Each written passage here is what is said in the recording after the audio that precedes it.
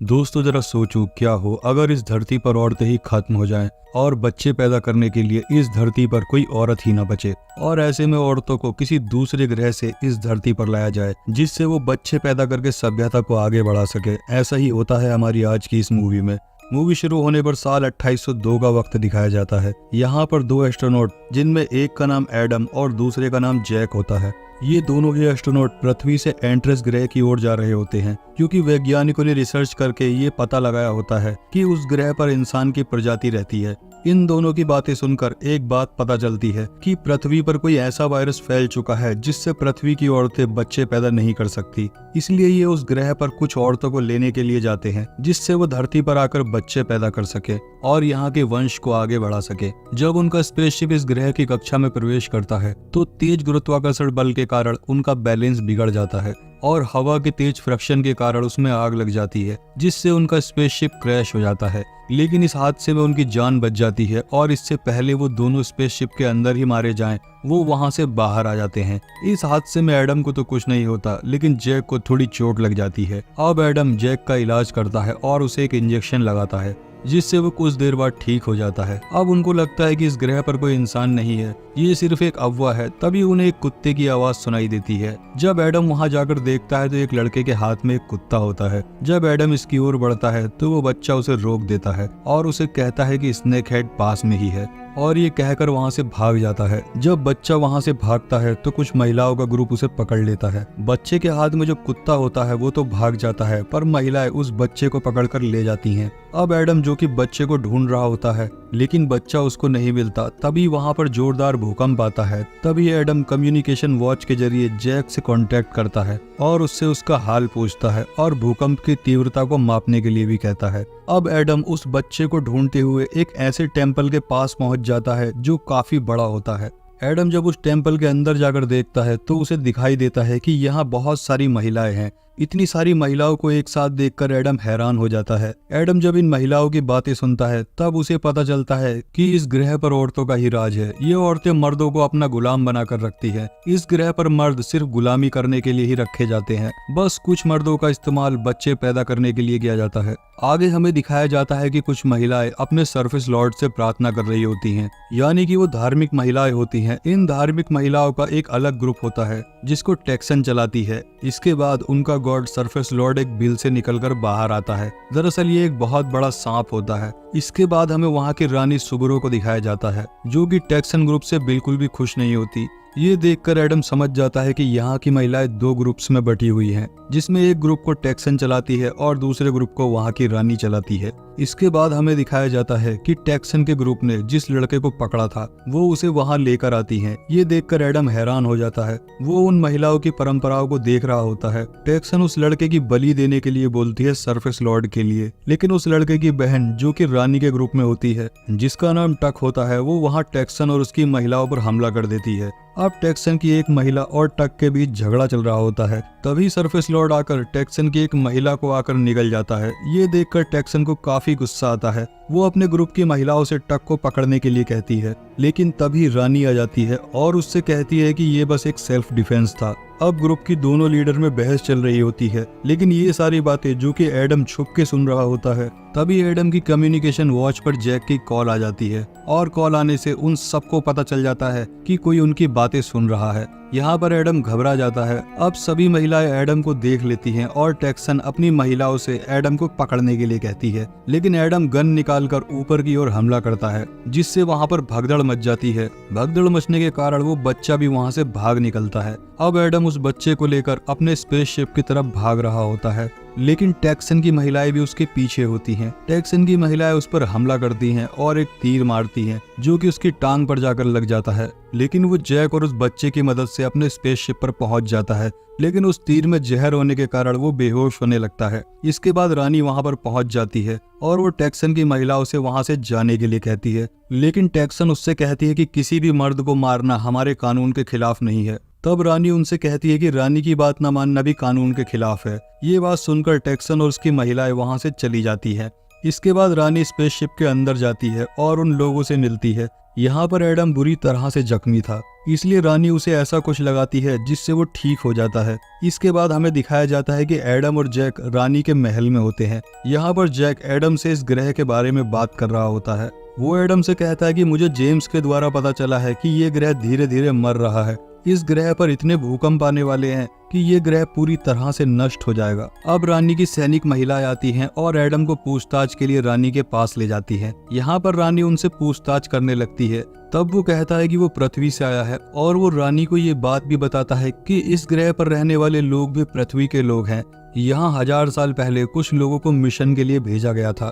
Mission पर आए उन लोगों ने 100 साल तक अच्छे से काम किया, जिसकी जानकारी पृथ्वी तक जाती रहती थी। लेकिन पृथ्वी पर विश्व युद्ध होने के कारण उन लोगों से कनेक्शन कट गया। लेकिन विश्व युद्ध खत्म होने के बाद उन लोगों से कभी संपर्क ही नहीं किया गया। इस वजह से वो लोग यहीं पर फंस कर रह गए। एडम की बात पर रानी यकीन करती है क्योंकि रानी के पूर्वजों ने भी उसे यही बात बताई थी जो एडम बताता है। रानी के पूर्वजों ने भी उसे यही बताया था कि हमारे ग्रह की तरह एक और ग्रह है जहाँ पर मानव जाति रहती है। अब एडम रानी से सरफेस लॉर्ड के धर्म के बारे में पूछता है। तब रानी उसे बताती है कि जब इस धरती पर ज्यादा भूकंप आने लगे तो लोग धार्मिक होने लगे और जो वो सांप है जिसे सरफेस गॉड कहा जाता है, दरअसल वो एक नॉर्मल कोबरा है। इसी का फायदा उठाकर टैक्सन ने अपने धर्म को बढ़ाना शुरू किया। दरअसल वो एक शाही परिवार से है और उसका मानना है कि रानी बनना उसके खून में है। लेकिन लोगों ने उसे कभी भी रानी के रूप में नहीं अपनाया, इसलिए वो अपने ग्रुप को बड़ा कर रही है जिससे वो बल के आधार पर सत्ता को हासिल कर सके। इसके बाद एडम रानी को बताता है कि ये ग्रह कुछ ही महीनों में खत्म होने वाला है, लेकिन रानी उसकी इस बात पर यकीन नहीं करती। एडम रानी से पूछता है कि इस ग्रह पर महिलाओं का ही राज क्यों है और कोई मर्द राज क्यों नहीं करता। तब रानी उसे बताती है कि कुछ साल पहले एक रोशनी दिखाई दी थी। उस रोशनी के कारण बहुत सारे मर्द मारे गए थे। इस ग्रह पर औरतें ज्यादा बची थी, इसलिए यहाँ पर औरतों का ही राज हो गया और यहाँ पर किसी भी मर्द को मारना गैर कानूनी नहीं माना जाता है। रानी एडम को एक खदान के पास लेकर जाती है जहाँ पर बहुत सारे मर्द काम कर रहे होते हैं। यहाँ पर रानी एडम को बताती है कि यहाँ पर मर्दों का इस्तेमाल या तो बलि देने के लिए किया जाता है या फिर उनसे गुलामों की तरह काम करवाने के लिए किया जाता है और कभी कभी मर्दों का इस्तेमाल बच्चा पैदा करने के लिए भी किया जाता है। एडम रानी की बात सुनकर सहमत नहीं होता, वो उसकी बातों का विरोध करता है। तब उसको मारा जाता है। इसके बाद एडम को वहाँ से ले जाया जाता है। अब रानी के सैनिक एडम को ले जा रही होती हैं। तभी टैक्सन की महिलाएं उस पर हमला कर देती हैं और रानी की सारी सैनिक महिलाएं मारी जाती हैं और इसमें जो टग नाम की महिला सैनिक होती है वो भी मारी जाती है। अब एडम को टैक्सन की जेल में बंद कर दिया जाता है, जहां पर टैक्सन आती है और एडम को अपने ग्रुप में शामिल होने के लिए कहती है। लेकिन एडम काफी चालाक होता है, वो टैक्सन को मना कर देता है। टैक्सन को काफी गुस्सा आता है और वो उस पर हमला कर देती है। तभी रानी वहां पर आ जाती है। रानी के साथ एडम का दोस्त जैक भी वहां पर होता है। अब रानी एडम को वहां से लेकर जाने लगती है, लेकिन टैक्सन उसको रोकने की कोशिश करती है। तब रानी उसको जोरदार पंच मारती है जिससे वो बेहोश हो जाती है। ये सभी लोग सुरंग से बाहर निकल रहे होते हैं। तभी जैक एडम को एक बात बताता है। वो उससे कहता है कि इस ग्रह के पास बहुत ही कम वक्त बचा है, ये ग्रह कभी भी खत्म हो सकता है, हमें यहाँ से बहुत जल्दी निकलना होगा। ये बात रानी सुन लेती है। रानी अपने गले से एक लॉकेट निकालती है। इस लॉकेट में एक बहुत खास तरह का एलिमेंट होता है। ये लॉकेट उसको बर्ड जोन जगह से मिला होता है। ये वही जगह होती है जहाँ पर 1000 साल पहले एक स्पेसशिप आया होता है। रानी उस स्पेसशिप के बारे में एडम को बताती है, जहाँ पर एडम और जैक ये बात सुनकर काफी खुश हो जाते हैं क्योंकि उन्होंने अगर वो स्पेसशिप स्टार्ट कर लिया तो वो वापस से धरती पर जा सकते हैं। स्पेसशिप तक पहुँचने के लिए रानी उनकी मदद करने के लिए कहती है। अब ये सभी लोग उस जगह के लिए निकल पड़ते हैं जहाँ पर स्पेसशिप मौजूद होता है। रानी उन सबको भी रिहा कर देती है जो लोग बंदी बनाकर रखे गए थे। आगे चलकर रानी उन्हें बताती है कि बर्ड जोन नाम की जगह अभी यहाँ से काफी दूर है। अब एडम रानी को पृथ्वी पर आने के लिए मनाता है। वो कहता है कि ये ग्रह तुम्हारे लिए सुरक्षित नहीं है, तुम भी हमारे साथ पृथ्वी पर चल सकती हो। लेकिन रानी एडम से पृथ्वी पर आने के लिए मना कर देती है। वो उससे कहती है कि मैं यहाँ रहकर लोगों की सेवा करना चाहती हूँ, मैं यहाँ किसी को भी गुलाम नहीं बनाती हूँ और मैं चाहती हूँ कि इस ग्रह के साथ मैं भी खत्म हो जाऊँ। जब ये लोग आगे बढ़ते हैं तो वहाँ जोरदार भूकंप आता है। ये सभी लोग नीचे गिर जाते हैं। जैक समझ जाता है कि ये ग्रह कुछ ही देर में खत्म होने वाला है। आगे चलकर उन्हें एक कंकाल दिखाई देता है जहाँ पर जैक उसकी जांच कर रहा होता है और उसे पता चलता है कि ये कंकाल 900 साल पुराना है। वो उन्हें बताता है कि जब धरती से ये लोग इस ग्रह पर आए थे तो ये कंकाल तभी का है। इसके बाद जैक को एक और बात पता चलती है। वो कहता है कि कुछ सालों पहले यहाँ बहुत बड़ा धमाका हुआ था जिसमें बहुत सारे लोग मारे गए थे। जैक की बात सुनकर रानी ये समझ जाती है कि उसके पूर्वज जो एक रोशनी के बारे में बताते हैं जो कुछ सालों पहले आई थी जिसमें बहुत सारे मर्द मारे गए थे, ये प्राकृतिक कारणों से हुआ था। इसमें मर्दों का कोई दोष नहीं था और वो अपने धर्म पर भी शर्मिंदा होती है, जिसमें कहा गया है कि मर्द एक निकम्मे और बेकार इंसान होते हैं। एडम फिर से रानी को अपने साथ चलने के लिए कहता है क्योंकि उनके पास ज्यादा वक्त नहीं होता। अब ये लोग आगे बढ़ते हैं और स्पेसशिप तक पहुंच जाते हैं। जब ये लोग स्पेसशिप में चढ़ रहे होते हैं तभी टेक्सन की महिलाएं आती हैं और उन पर हमला कर देती हैं, जहां पर एडम अपनी गन का इस्तेमाल करके सभी महिलाओं को मार देता है। टेक्सन रानी को लड़ने के लिए चुनौती देती है।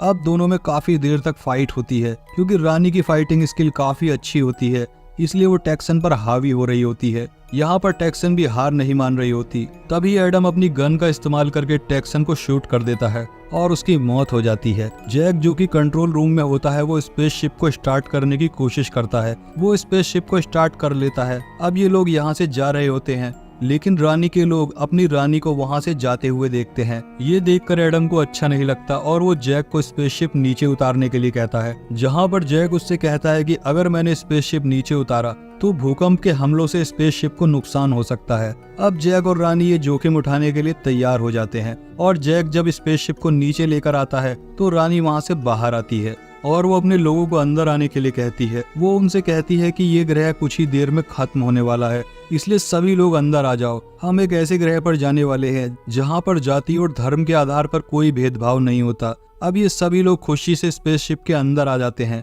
जैक स्पेसशिप को उड़ाने ही वाला होता है तभी जोरदार भूकंप आ जाता है जिससे ये लोग घबरा जाते हैं। जब ये बाहर देखते हैं तो बाहर वो बड़ा सा कोबरा होता है जो इन्हें रोकने की कोशिश कर रहा होता है। इससे पहले वो कोबरा कुछ कर पाता, एडम जैक को स्पेसशिप उड़ाने के लिए कहता है। जब स्पेसशिप को स्टार्ट किया जाता है तो उसकी आग से कोबरा जल जाता है और वो मारा जाता है। इसके बाद ये लोग एंट्रस ग्रह से पृथ्वी की ओर निकल पड़ते हैं और यहीं पर इस मूवी का एंड हो जाता है। दोस्तों, आपको मूवी कैसी लगी कमेंट करके जरूर बताएं और ऐसी ही मजेदार मूवी देखने के लिए हमारे चैनल को सब्सक्राइब जरूर कर दें।